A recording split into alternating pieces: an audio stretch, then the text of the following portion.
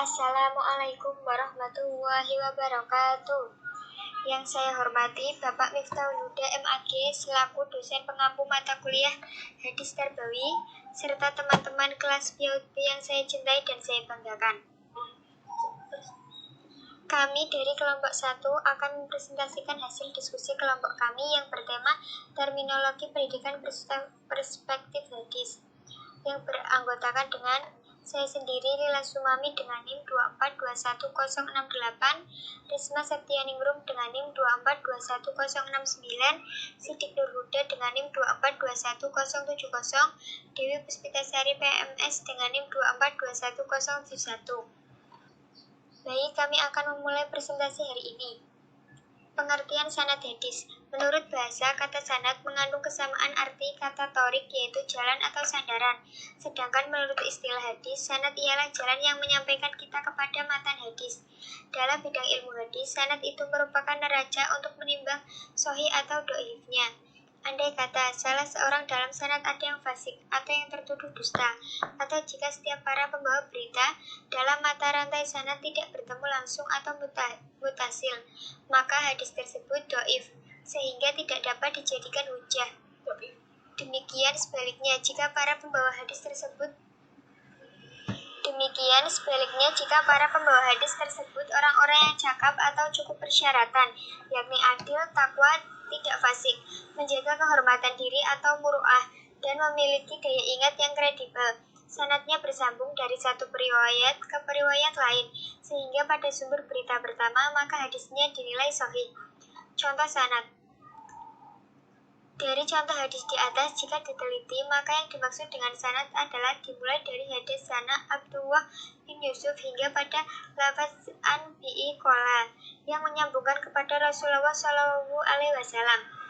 Pengertian matan hadis. Kata matan menurut bahasa berarti keras, kuat, suatu yang nampak dan yang asli. Dalam perkembangan karya penulisan ada matan dan syarah. Matan di sini dimaksudkan karya atau karangan asal seseorang yang pada umumnya menggunakan bahasa yang universal, padat dan singkat. Dimaksudkan dalam konteks hadis sebagai matan, kemudian diberikan syarah atau penjelasan yang luas oleh para ulama. Misalnya Sahih Bukhari disyarahkan oleh Al-Asqalani dengan nama Fath al-Bari dan lain-lain. Yang disebut dengan matan hadis ialah pembicaraan atau kolam atau materi berita yang di-over atau sanadnya yang terakhir, baik pembicaraan itu sabda Rasulullah SAW, sahabat atau tabi'in. Baik isi pembicaraan itu sabda Rasulullah SAW, sahabat atau tentang perbuatan Nabi maupun perbuatan sahabat yang tidak disangka oleh Nabi. Misalnya, Al-Hakim meriwayatkan bahwa Rasulullah SAW bersabda, pembunuh syuhada adalah Hamzah dan orang yang berdiri di hadapan penguasa untuk menasihatinya, lantas ia dibunuh karenanya. Pernyataan demikian merupakan matan atau isi dari sebuah hadis yang diriwayatkan oleh Imam Malik. Contoh matan Ammar bin al-Asy'ari radhiyallahu anha qala Rasulullah man akhadha fi amarana hada ma laysa manha fahuwa rajim, yang artinya warta dari Ummu al-Mukminin Aisyah radhiyallahu anha, Rasulullah SAW telah bersabda, barang siapa yang mengadakan sesuatu yang bukan termasuk dalam urusan agamaku, maka ia tertolak. Hadis riwayat Bukhari dan Muslim. Dari contoh hadis di atas, yang dimaksud dengan mata hadis ialah lafaz yang dimulai dengan man akhadata hingga lafaz fahuwa rajim, atau dengan kata lain yang dimaksud dengan bagian mata dari contoh hadis di atas ialah lafaz man akhadata fi amanat hadaman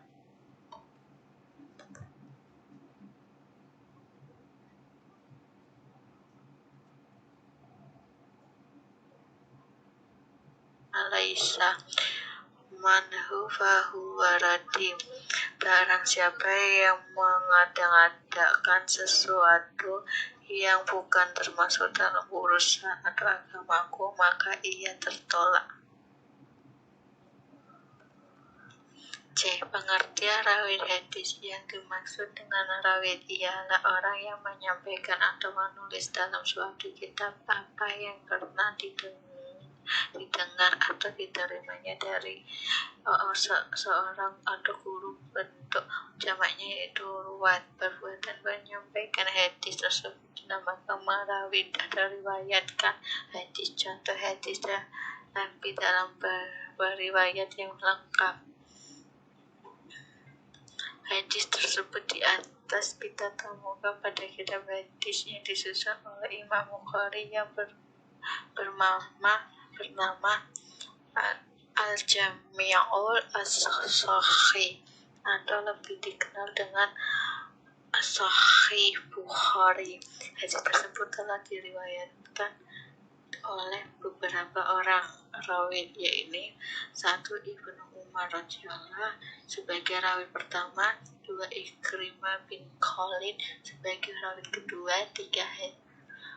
Hadalah bin Abi Sufyan sebagai rawi ketiga, Ubaidullah bin Musa sebagai rawi keempat, Imam Bukhari sebagai rawi kelima atau riwayat terakhir. Tolak ukur kesahihan sanad hadis. Setelah menyusun keseluruhan sanad yang telah ditakhrij dalam sebuah skema sanad atau guna memudahkan membaca ringan sanad hadis yang sedang diteliti, maka untuk selanjutnya dilakukan telah kritis terhadap sanad hadis tersebut. Namun sebelum mendapatkan suatu hadis itu sahih atau tidak, diperlukan tolak ukur yang baku atau setidak-tidaknya telah dibakukan oleh ulama hadis, yaitu sebagai dikemukakan Al-Nawawi bahwa yang disebut hadis sahih adalah yang artinya yaitu hadis yang bersambung oleh rawi-rawi yang adil dan dhabit serta terhindar dari syuhud dan illah. Dari definisi tersebut dapat disimpulkan bahwa kaidah kesahihan hadis adalah: yang pertama, sanadnya bersambung; 2. Seluruh rawi dalam sanad tersebut adil.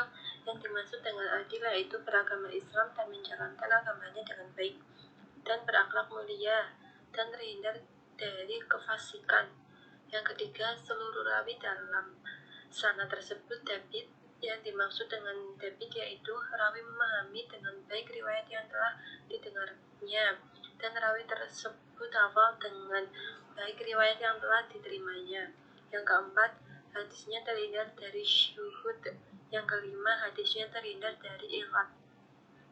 Pengertian ilat adalah sebab tersembunyi yang merusak kualitas hadis. Jadi kaidah hadis yang berilat adalah: yang pertama, tampak secara lahiriah sahih; yang kedua, sebenarnya dalam hadis itu adalah kecacatan. Ukur kesahihan matan hadis.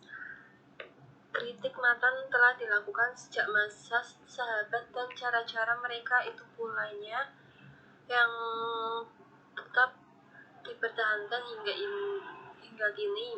Namun sebelum menguraikan tolak ukur matan hadis ini, terdapat langkah sistematis yang perlu dilalui, yaitu: yang pertama, pada langkah pertama ini menunjukkan bahwa telah matan hadis ini tidak dilepas dari telah sanad hadis yang sebagai satu kesatuan hadis. Yang kedua, sedangkan langkah kedua dilakukan telah lafal karena hadis yang sampai kepada beberapa mukhrij memiliki keragaman sehingga perlu dilakukan telah terhadap berbagai lafal yang ada pada beberapa hadis semakna tersebut. Yang ketiga, adapun langkah ketiga sebagai tindakan lanjut dari langkah sebelumnya, yaitu setelah penelitian mampu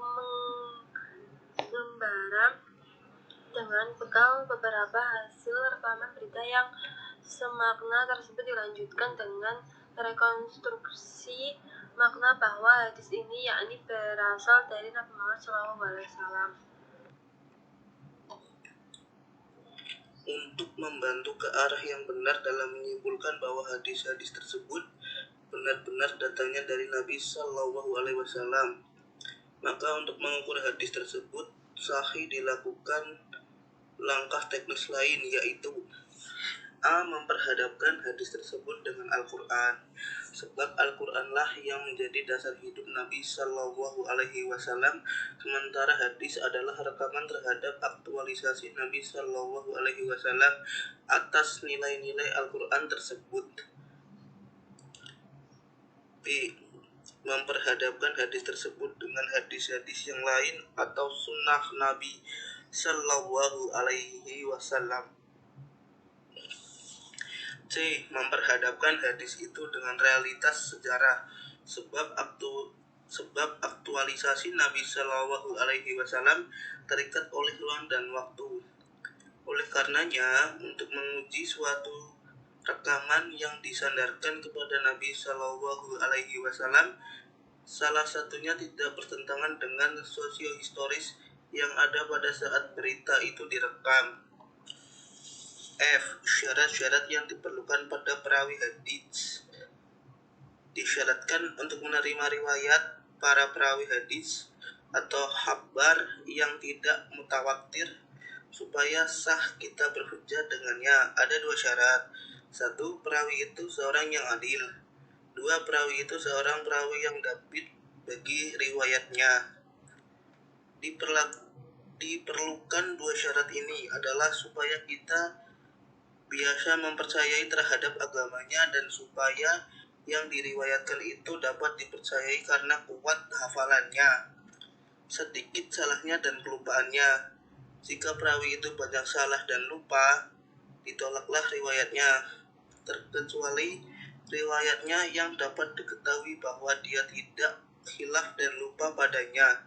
Dan jika seorang yang tidak banyak, diterimalah riwayatnya, terkecuali riwayat diketahui bahwa perawi itu salah padanya. Pendapat lain mengatakan bahwa syarat-syarat perawi yaitu A. Baligh, artinya ia sudah baligh menurut ketentuan agama, artinya bahwa ia sudah baligh ketika meriwayatkan hadis yang bersangkutan, sekalipun waktu menerimanya masih kecil atau belum mencapai baligh. B. Islam, artinya saat ia menyampaikan hadis, ia dalam keadaan Islam walaupun waktu menerimanya masih beragama lain. C.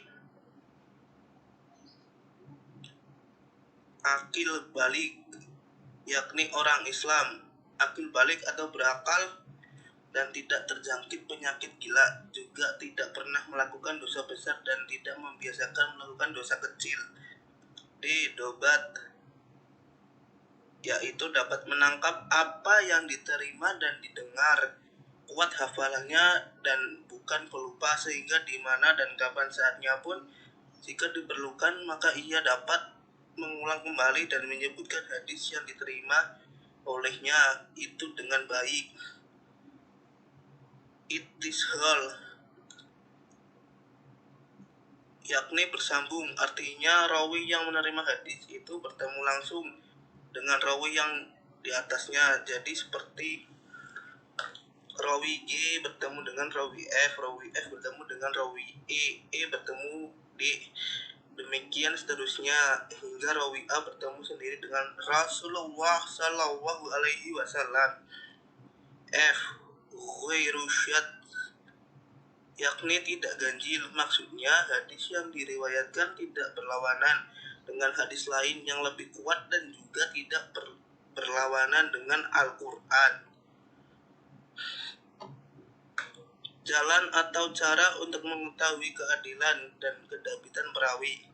Diketahui bahwa seseorang perawi itu adil dengan cara berikut ini. Dengan karena telah terkenal dalam masyarakat bahwa perawi tersebut seorang yang adil, yaitu seperti Imam Malik, Syu'bah, al-Auza'i, Sufyan ats-Tsauri, dan lain-lain, dengan disaksikan oleh seorang ahli yang diterima perkataannya bahwa perawi tersebut seorang yang ahli. Ibnu Salah menetapkan bahwa perlu 2 orang ulama untuk mentaksyiahkan seseorang perawi, yakni untuk menerangkan bahwa perawi itu seorang yang adil